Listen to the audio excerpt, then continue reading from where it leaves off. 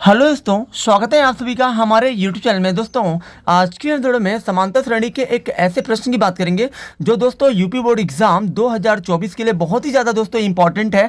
और दोस्तों ये क्वेश्चन आपका 4 नंबर वाला है। तो चलिए दोस्तों, इस क्वेश्चन को हम लोग बहुत ही आसान तरीके से बिना किसी लाग लपेट के हल करते हैं।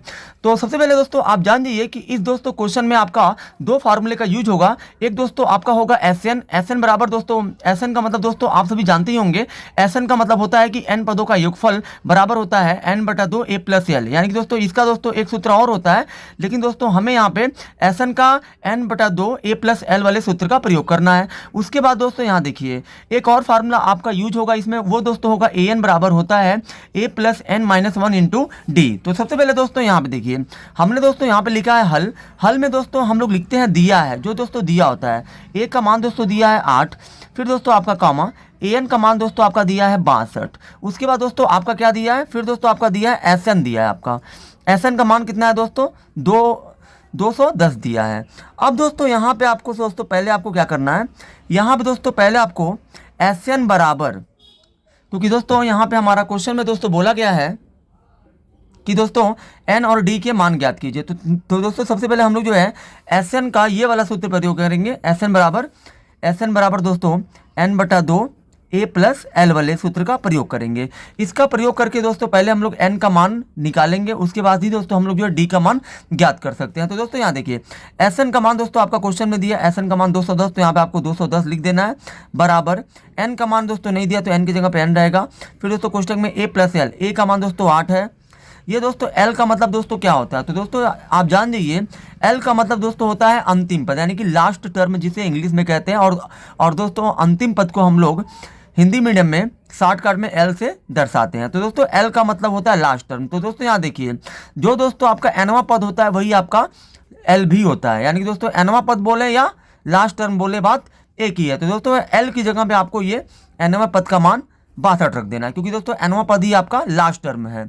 अब दोस्तों यहाँ देखिए ये दोस्तों आपका 210 है बराबर एन बटा दोस्तों 2 है। यहाँ दोस्तों कुछ नहीं है तो गुणा है। अब दोस्तों यहाँ देखिए 62 और 8 दोस्तों कितना हो जाएगा, ये हो जाएगा आपका 70। और दोस्तों 2 से आप 70 को काटेंगे तो 35 बार में कटेगा। और दोस्तों 35 से फिर आप 210 को काटेंगे इधर, क्योंकि दोस्तों 2 से हमने यहाँ दोस्तों गुणा है तो इसको 2 से हम लोग 70 को काट सकते हैं। तो दोस्तों 2 जो है 70 को 35 बार में काटेगा। फिर दोस्तों यहाँ पे बराबर का चिन्ह है तो 35 इधर अगर कोई काटने वाला तो 35 उसे काट सकता है। तो दोस्तों 35 से 210 को आप काटेंगे तो 6 बार में कटेगा, क्योंकि दोस्तों 35 का पहाड़ा अगर आप 6 बार पढ़ते हैं तो 210 आ जाएगा। यहाँ दोस्तों आपका क्या है एन है, तो एन को ला दीजिए इधर, 6 को भेज दीजिए इधर। यानी कि दोस्तों एन का मान जो हमारा क्वेश्चन में पूछा था वो दोस्तों हमारा आ चुका है 6।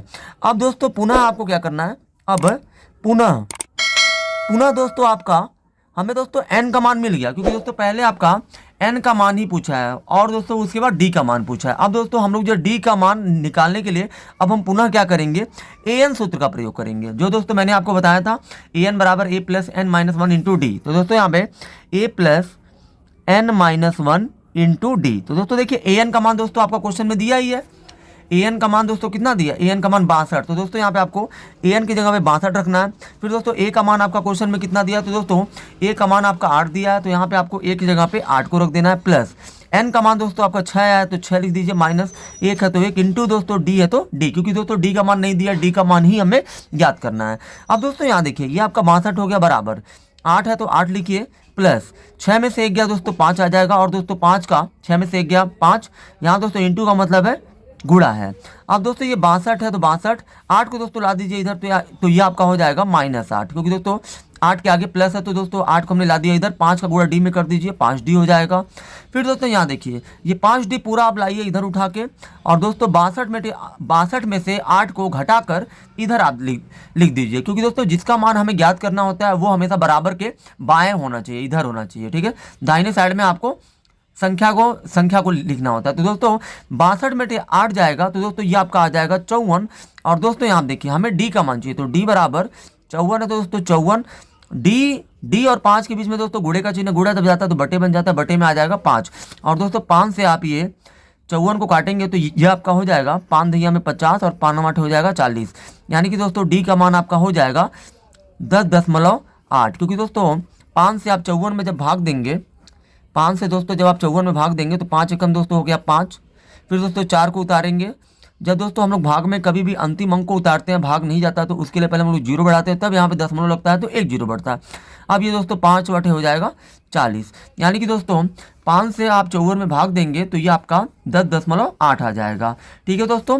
उसके बाद दोस्तों अंतिम में क्वेश्चन को दोस्तों हल करने के बाद अंत में आपको लिखना अतः दोस्तों हमारा क्या पूछा था, n का मान पूछा था दोस्तों, n का मान 6 तथा d का मान 10.8 होगा।